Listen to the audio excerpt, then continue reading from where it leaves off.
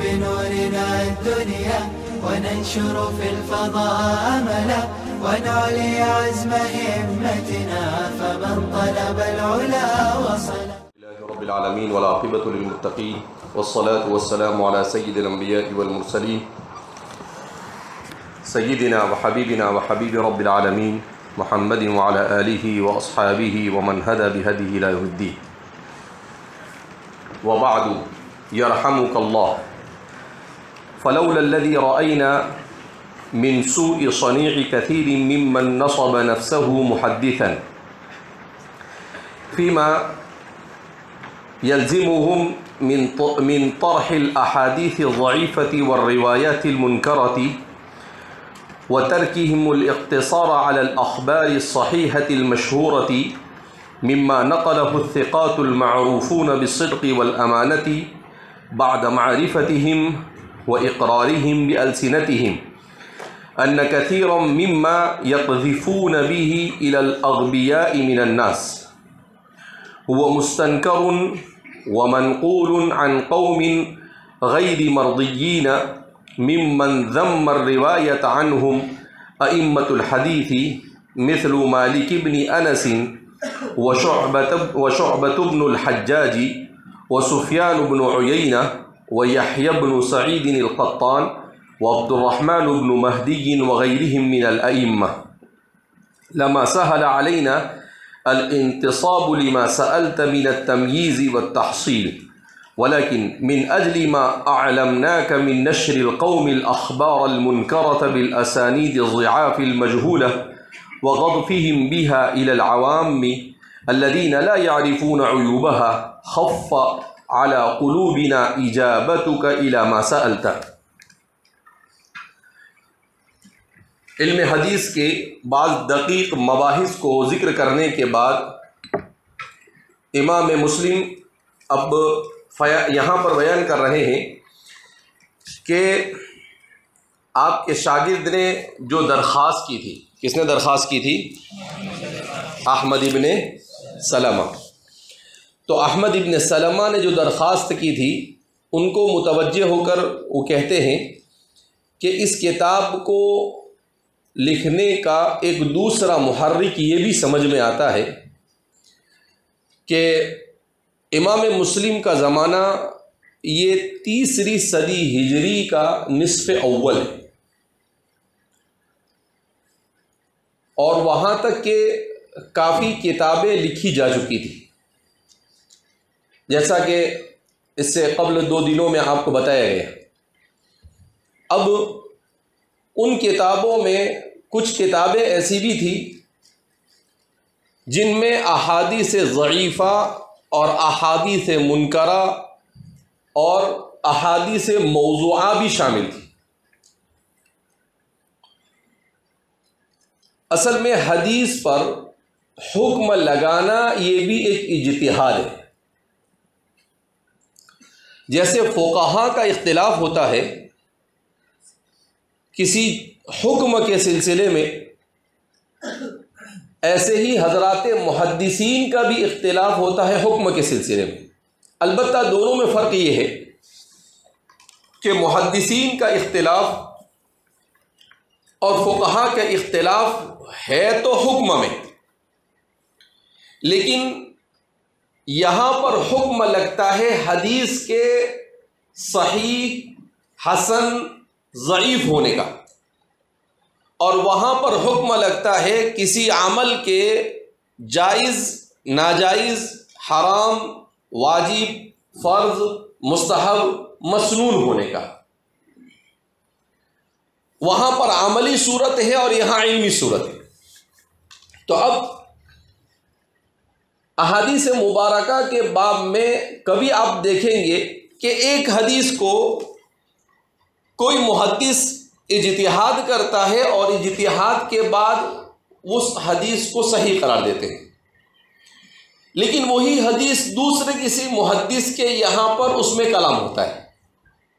کیوں؟ اس لیے کہ اب تک کا جو مقدمہ پڑھا ہم نے، اس مقدمے سے ایک بات واضح ہوئی کہ حدیث پر جو حکم لگایا جاتا ہے اس میں روات کو دیکھا جاتا ہے کیسے ہے اور کیسے نہیں، اس کے بعد متن کو دیکھا جاتا ہے، پھر اس کے بعد اس متن کا جائزہ لیا جاتا ہے کہ کن راویوں نے اس متن کو کس طرح سے بیان کیا ہے، اس کا مقابلہ اور مقارنہ کیا جاتا ہے۔ تو یہ سب کچھ جب کرتے ہیں محدثین تو ان کے یہاں پر حدیث کے حکم میں بھی اختلاف آتا ہے۔ جیسے میں محرم کے سلسلے میں دیکھ رہا تھا کہ محرم کے واقعات کے اندر میں کون سی چیزیں ثابت ہے اور کون سی چیزیں ثابت نہیں ہیں۔ تو اب کل میں نے 4 چیزیں بتائی، تو ایک طالب علم نے رات میں میسج کیا حمزہ کے ذریعے سے کہ نجات سفینہ نوح علیہ السلام کی سفینہ کا جو قصہ ہے، کہا یہ موضوع ہے۔ تو نجات سفینہ نوح جو ہے یہ موضوع نہیں۔ کیوں موضوع نہیں ہے؟ اس لیے کہ اس کی ساری روایتوں کو میں جب پڑھ کر آیا تو ایسے ہی پڑھ کر نہیں آیا تھا، سب پڑھ کر آیا تھا۔ ان کی ساری روایتوں کا جائزہ لینے کے بعد ہمارے محدثین متأخرین نے اس پر حکم لگایا ہے کہ بعض محدثین کے یہاں پر یہ واقعہ ثابت ہے حدیث صحیح سے، جیسے اس کو امام احمد بن حنبل نے حضرت ابو ہریرہ سے روایت کیا ہے۔ اب مسند احمد میں روایت موضوع نہیں ہو سکتی، ضعیف ہو سکتی ہے لیکن موضوع ہو سکتی نہیں۔ علامہ عبدالحی صاحب فرنگی محلی رحمۃ اللہ علیہ نے اس کے سلسلے میں بیان کیا کہ بہت تو اس کو ضعیف کہا جا سکتا ہے کہ بھئی حدیث ضعیف سے ثابت ہے یہ واقعہ، مگر اس کو موضوع نہیں قرار دیا جا سکتا ہے۔ پھر میں نے کہا کہ یہ موضوع آیا کہاں سے ویسے؟ تو میں نے اس کو اور تحقیق کی رات میں، تو اصل میں ہمارے اس آخری دور میں احادیث مبارکہ پر جو حکم لگا ہے، اس حکم میں بہت زیادہ شدت سے کام لیا گیا۔ یعنی شیخ البانی جو ہے ان کا طرز عمل یہ بہت سارے لوگوں پر متاثر ہوا۔ اب جیسے حضرت مولانا سعید صاحب پالنپوری نور اللہ مرقدہ، ان کی کتاب ہے رحمت اللہ الواسعہ شرح حجت اللہ البالغہ۔ اب کچھ عربوں نے پچھلے 6 مہینے سے مسلسل میرے پیچھے لگے ہوئے تھے کہ اس کی عربی کراؤ، اس لیے کہ حجت اللہ البالغہ انتہائی مفید کتاب ہے اور اس کی کوئی عربی شرح ہی نہیں، اور مولانا سعید صاحب نے بہت اچھی اس کی اردو میں شرح لکھی ہے۔ تو کچھ عرب ایسے ہیں جن کو تھوڑا بہت اردو بھی آتا ہے، تو انہوں نے پڑھی ہوگی، کہا ہم کو پوری نہیں سمجھ میں آئے، لیکن جتنا سمجھ میں آیا اس سے سمجھ میں آیا کہ اس آدمی نے کام بڑا زبردست کیا ہے، تو کہا اس کی آپ تعریف کراؤ۔ اب میں نے اس کی تعریف کا کام شروع کروایا، تو عرب مشائخ کا ایک گروپ ہے، ان کے ساتھ میں اس سے سلسلے میں گفتگو ہوتی رہتی ہے، تو ایک صاحب کو اس کو سپرد کیا، تعریف بڑی اچھی کی انہوں نے، لیکن جب مجھے دیکھنے کے لیے دیا تو میں نے دیکھا کہ انہوں نے نیچے لکھا ہے صححہ الالبانی، اس میں جو حدیثیں آئی اس پر البانی صاحب کے حکم لیا۔ میں نے ابھی ان کو ملاقات کر کے کچھ بولا نہیں ہے، لیکن میں ان کو بلا کر کہوں کہ بابا کیا ضرورت تھی اس کی؟ صححہ الالبانی لا يحتاج، نحن لا نحتاج الیہ، ہمیں اس کی ضرورت ہے نہیں۔ تو اب کیا ہوا کہ غیر مقلدین کے جو مضمون میں نے پڑھے بہت سارے، اور بہت ساری ان کی کتابوں کی طرف مراجعات کی، تو انہوں نے اٹھا کر سب جو ضعیف تھا اس کو بھی اٹھا کر موضوع میں گھسیڑ دیا اور کہا کہ یہ موضوع ہے، جبکہ یہ بات مسلم ہے کہ یا تو یہ حدیث سند صحیح سے ثابت ہے اور اگر سند پر کلام ہے تو ایک آدھ راوی پر کلام ہے جس سے بہت تو اس کے اوپر ضعف کا حکم لگ سکتا ہے، اور باب فضائل میں ضعف کا اعتبار ہوتا ہے، باب فضائل میں ضعف کا کیا ہوتا ہے؟ اعتبار۔ تو اب میں یہاں پر کیا کہہ رہا ہوں کہ دیکھو ایک ہی حدیث آئی، اس حدیث پر ایک طبقہ وہ ہے جو اسے موضوع کہہ رہا ہے اور دوسرا طبقہ یہ ہے کہ وہ ثابت کہہ رہا ہے۔ اب سامنے والے پر ہے کہ وہ کس طریقے سے اس چیز اور نتیجے تک پہنچتا ہے۔ تو میری اپنا میں نے جو تحقیق کی، میں نے جو کچھ پڑھا، اس سے مجھے یہ سمجھ میں آیا کہ بھئی اس واقعے کے ثبوت کے سلسلے میں جب مسند احمد کی روایت ہے تو اسے ضعیف بہت تو ضعیف ہوگا، لیکن اس کو موضوع قرار دیا جا سکتا نہیں۔ اسی کو کہتے ہیں اجتہاد۔ وہاں پر اجتہاد کا دروازہ بند ہے فقہ میں، لیکن اجتہاد کا دروازہ کلی بند نہیں ہے۔ ہمارے زمانے کے جو مسائل ہیں ان مسائل میں بھی اگر اجتہاد کا دروازہ بند ہو تو پھر مسائل حل کیسے ہوں گے؟ تو مولانا تقی صاحب جیسے آدمی وہ اجتہاد کرتے ہیں، مولانا خالد سیف اللہ صاحب ہے، تو جو لوگ ہیں وہ آج کے جدید مسائل کے اوپر وہ اجتہاد کرتے ہیں۔ تو ایسے ہی جس کو حدیث اشتغال بالحدیث ہے تو وہ لوگ، ان کے لیے بھی دروازہ بھی کھلا ہوا ہے کہ بھئی وہ اپنے طور پر تحقیق کر اس حکم کو، تو اس لیے، لیکن بہرحال یہ کام آسان نہیں۔ جیسا کہ میں نے کل کہا کہ رجال بھی دیکھنے پڑتے ہیں، متن بھی دیکھنا پڑتا ہے، اس کے بعد اس کا طبقات کو جان کر اس کے اوپر، تو اگر ہم نے کوئی بات کہی ہے تو ہم بھی اپنی بات نہیں بیان کر رہے، بلکہ ہمارے زمانے اور قریب زمانے کے جو محققین ہیں ان کی بات کو نقل کر رہے ہیں، تو یہ ہمارا اجتہاد نہیں ہے۔ لیکن یہ کہ بھئی جو ہمارے زمانے کے محققین، اب شیخ طلحہ صاحب جو ماشاءاللہ علم حدیث سے بڑا اشتغال رکھتے ہیں، شیخ طلحہ منیار، شیخ عبدالفتاح ابو غدہ، شیخ محمد عوامہ ان کے شاگرد ہیں، تو انہوں نے بھی اپنے ایک مضمون کے اندر میں اس بات کو ثابت کہا کہ یہ 4 چیزیں تو بہرحال کیا ہے؟ ثابت ہے، لیکن اس کے علاوہ دوسری جتنی بھی چیزیں ہیں یہ سب تقریباً موضوع قسم کی ہے۔ تو امام مسلم رحمۃ اللہ علیہ یہاں پر فرما رہے ہیں کہ ایک وجہ تو یہ کہ میرے ایک شاگرد نے مجھے کہا، احمد ابن سلمہ نے، کہ ایک مجموعہ ہونا چاہیے احادیث کا، اور دوسری ایک وجہ مجھے یہ بھی سمجھ میں آئی کہ ان کا یہ مطالبہ کرنا بھی صحیح ہے۔ کیوں؟ تو اب وہ بیان کر رہے ہیں کیا؟ وبعد، حمد و صلات کے بعد، دیکھ رہے ہیں اما بعد کدھر آ رہا ہے، یعنی شوال میں شروع ہو رہا ہے اور محرم میں جا کے کیا آ رہا ہے؟ اما بعد آ رہا ہے۔ یرحمک اللہ، اللہ تجھ پر رحم کرے۔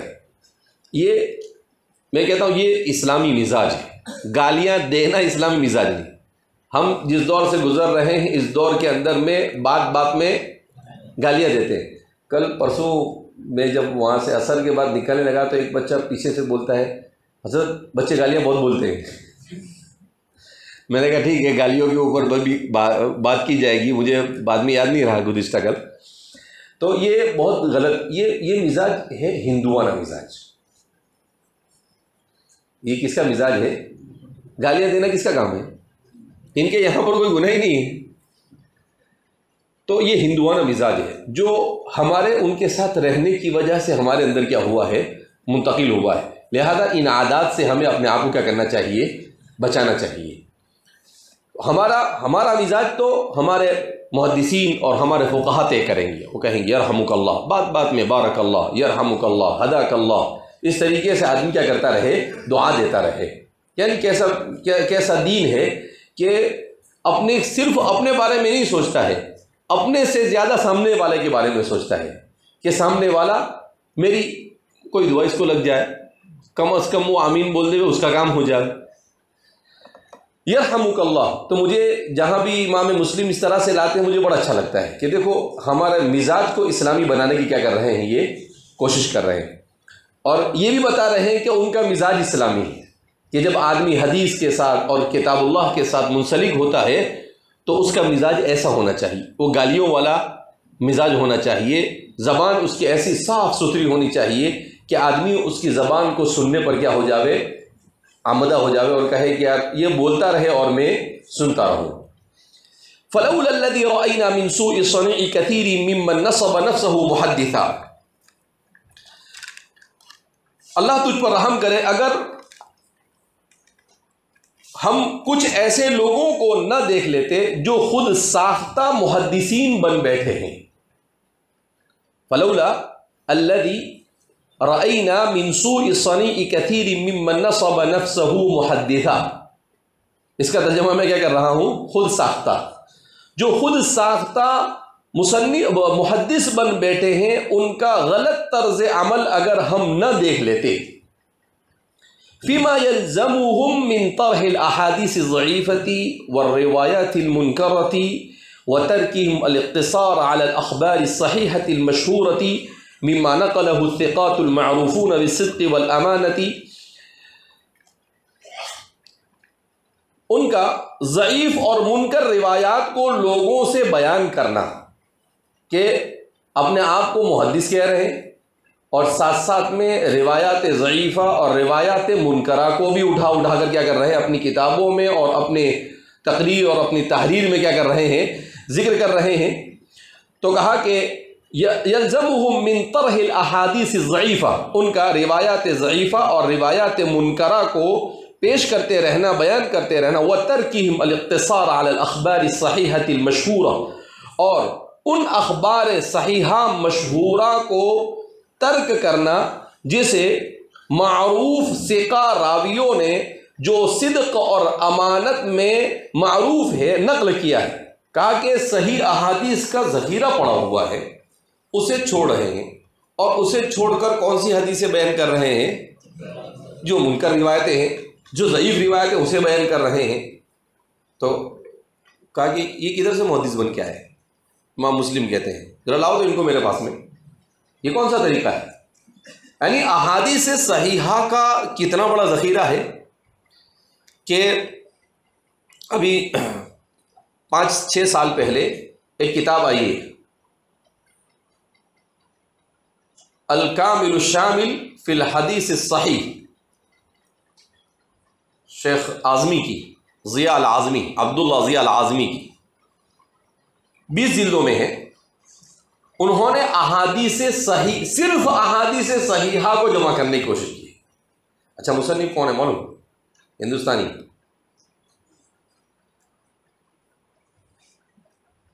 اور صرف ہندوستانی نہیں، جو طلبہ محنت نہیں کرتے ہیں ان کے لیے ایک چلو بھر پانی لے کر ڈوب جانے کی بات ہے۔ صرف ہندوستانی نہیں، ہندو گھرانے سے مسلمان ہوئے، نو مسلم ہیں، ابھی ان کا انتقال ہوا 2 سال پہلے مدینہ منورہ میں، اور جنت البقیع میں مدفون ہے۔ انہوں نے کتاب لکھی ہے الکامل الشامل فی الحدیث الصحیح، اچھا کام کیا ہے۔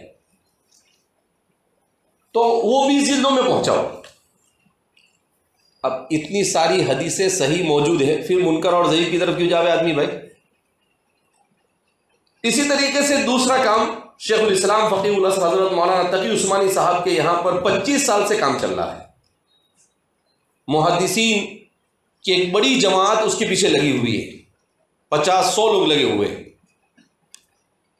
المدونۃ الجامعہ، اس کا نام ہے مجموعے کا المدونۃ الجامعہ، جس میں تقریباً احادیث مبارکہ کی 900 کتابوں سے احادیث صحیحہ کو جمع کیا جا رہا ہے۔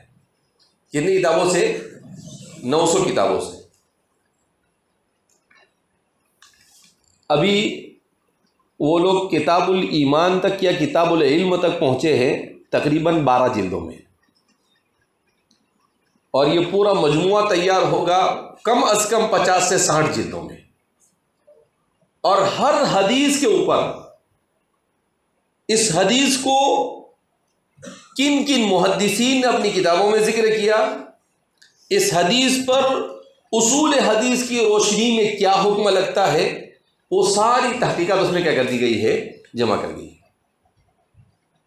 50-60 جلدوں میں جائے. اب جب اتنی بڑی تعداد میں احادیث صحیحہ موجود ہے تو ہمارے امام مسلم کا کہنا صحیح ہے کہ بھئی احادیث ضعیفہ اور منکرہ کی طرف متوجہ ہونا اور احادیث صحیحہ مشہورہ کو ترک کر دینا یہ کون سی عقل مندی کی بات ہے. تو اس لیے فرما رہے ہیں مما نقله الثقات المعروفون بالصدق والامانه بعد معرفتهم واقرارهم بالسنتهم. بعد اس کے کہ محدثین کی زبان سے اس بات کا اقرار ہوا ہے، یعنی محدثین نے کون کون ایسے محدث ہیں ان لوگوں کی معرفت اور ان لوگوں کو جانا پہچانا اور اعتراف کر لیا ہے کہ بھئی فلاں فلاں لوگ ہیں جو واقعتاً علم حدیث کے لیے اپنی زندگیاں قربان کر گئے، اور صدق اور امانت میں ان کے اوپر کسی قسم کا کوئی کلام ہو سکتا نہیں. ان کثیر مما یقذفون به الى الاغبیاء من الناس، کہ ضعیف روایات کو لوگوں سے بیان کرنا اور اکتفا نہ کرنا ایسی صحیح حدیثوں پر جو مشہور ہے، جن کو نقل کیا ہے ایسے ثقہ راویوں نے جن کی سچائی اور امانت مشہور ہے، ان کے جاننے اور زبانی اقرار کرنے کے باوجود کہ بہت سی حدیثیں جن کو وہ عوام الناس کے سامنے بیان کر رہے ہیں منکر ہیں. معلوم ہے کہا کہ بعض مرتبہ تو جان بوجھ کے لوگ بیان کرتے ہیں، جبکہ حدیث موضوع کو جاننے کے باوجود کہ یہ موضوع ہے بیان کرنا یہ بھی من کذب علیہ متعمدا فلیتبوأ مقعدہ من النار کے زمرے میں شامل ہوتا ہے. آپ کو معلوم ہو جاوے کہ بھئی یہ موضوع ہے اور اس کے بعد بھی آپ اس کو بیان کریں. کیوں؟ تاکہ لوگوں کو ایسا لگے بہت بھاری بات بیان کی، یہ تو پہلی بار سنا، ایسا تو کبھی سنا ہی نہیں تھا. تو آدمی لوگوں کو متاثر کرنے کے لیے، اور خود مشکات گزشتہ کل مشکات پڑھ رہا تھا تو اس میں ایک روایت انہوں نے بیان کی ہے کہ آخری زمانے میں ایسے لوگ آئیں گے جو بہترین گادیوں پہ بیٹھے ہوئے ہوں گے، صوفوں پر بیٹھے ہوئے ہوں گے، اور وہ روایتوں کو ایسی روایتیں بیان کریں گے لم تسمعوا انتم ولا آباؤکم، جن کو نہ تم نے سنا ہوگا نہ تمہارے آبا و اجداد نے سنا ہوگا، نئی نئی کھوج کے لائیں گے، جبکہ وہ حدیثیں ہوگی نہیں. تو اور ایسا ہو بھی رہا ہے. یہ بہت سارے جو اٹھا پٹک کوئی بھی اٹھا کر کیا بن جاتا ہے، اسلامک اسکالر بن جاتا ہے یونیورسٹیوں سے پڑھ پڑھ کر. تو ان کے یہاں پر ایسا ہی ہوتا ہے. ہمارے برادر مولانا وہ سب بتا رہے تھے ایک دن کہ علی گڑھ کے ایک صاحب سے بات ہونے لگی تو وہ حضرت ابو ہریرہ پر کلام کرنے لگے اور کہا کہ حضرت ابو ہریرہ کی جو حدیثیں ہیں ذخیر حدیث میں وہ سب موضوع ہیں. میں نے کہا اس کو میرے پاس پکڑ کے لا. پھر میں نے کہا کہ دیکھو یہ سب سر سید کی نحوستیں ہیں، وہ سب گندگی چھوڑ کے گئے، اس لیے کہ ان کا مزاج یہ تھا کہ جو حدیث ان کے اپنے خیال اور نظریے کے خلاف ہوتی تھی اس کو اٹھا کر موضوع بنا دیتے تھے. جیسے حضرت والا بہت بڑے محدث بن گئے، امام مسلم کے زمانے میں ہوتے تو شاید ان کو جینے کا حق بھی وہ دیتے نہیں، کیونکہ ہمارے امام مسلم تو بہت سخت ہے، جیسا کہ ان کے مقدمے سے کیا ہو رہا ہے معلوم ہو رہا ہے. کہا کہ یہ کوئی بات ہوئی، احادیث صحیحہ موجود ہے اور اٹھا پٹک کے مما یقذفون به الى الاغبیاء من الناس، لوگوں کے سامنے لوگوں کو بیوقوف بنانے کے لیے وَهُوَ مُسْتَنْكَرٌ وَمَنْقُولٌ عَنْ قَوْمٍ غَيْرِ مَرْضِيِّينَ، ایسی منکر روایتوں کو نقل کرتے ہیں جو مروی ہے ایسے لوگوں سے جن کے بارے میں حضرات محدثین نے اپنی رضامندی کا اظہار نہیں کیا، انہوں نے پسند نہیں کیا. یہ سب کہا کہ موضوع روایت بیان کرنے والے ممن ذم الروایت عنہم ائمۃ الحدیث، اور ائمہ حدیث نے جن کی مذمت بیان کی ہے. تو کہا کہ بھئی ایسے لوگوں کی روایت کو آپ بیان کرو جن کے اوپر ہمارے محدثین نے اعتماد کیا ہے، اور ایسے لوگوں کو چھوڑ دو جن کے اوپر اعتماد کیا گیا نہیں ہے. اس کے بعد وہ کون سے محدثین؟ مما نقلہ الثقات المعروفون بالصدق والامانتی، تو صدق اور امانت جن کے بارے میں مسلم ہے ایسے کچھ لوگوں کے نام وہ ذکر کر رہے ہیں، مثل مالک ابن انس، کہ امام دار الہجرہ حضرت مالک ابن انس، حضرت مالک ابن انس یہ مدینہ منورہ سے تعلق رکھتے تھے۔ امام مالک مشہور ائمہ اربعہ میں سے ہیں۔ یہ ان کے والد، بعض لوگ یہ سمجھتے ہیں کہ حضرت انس بن مالک ان کے والد ہیں، نہیں، وہ الگ ہے، دونوں الگ الگ قبیلے سے تھا۔ وہ بنو نجار سے تعلق رکھتے تھے، اور امام مالک جو ہے وہ بنو ربیعہ سے تعلق رکھتے تھے۔ تو یہ ان کے والد نہیں ہیں حضرت انس، یہ ان کے والد البتہ ان کے والد تابعی تھے۔ مثل مالک ابن انس وشعبۃ بن الحجاج، اور شعبہ ابن حجاج اور سفیان ابن عیینہ اور یحییٰ ابن سعید القطان اور یحییٰ ابن سعید القطان وعبد الرحمن ابن مہدی اور حضرت عبد الرحمن ابن مہدی رحمہم اللہ وغیرہم من الائمہ، اور ان کے علاوہ اور بہت سارے محدثین جن کے ثقاہت کے اوپر کسی قسم کا کوئی کلام کیا گیا نہیں۔ کہا ایسے لوگوں کی روایتوں کو بیان کرے، ایسے لوگوں کی باتوں کو بیان کرے تو سمجھ میں بھی آئے۔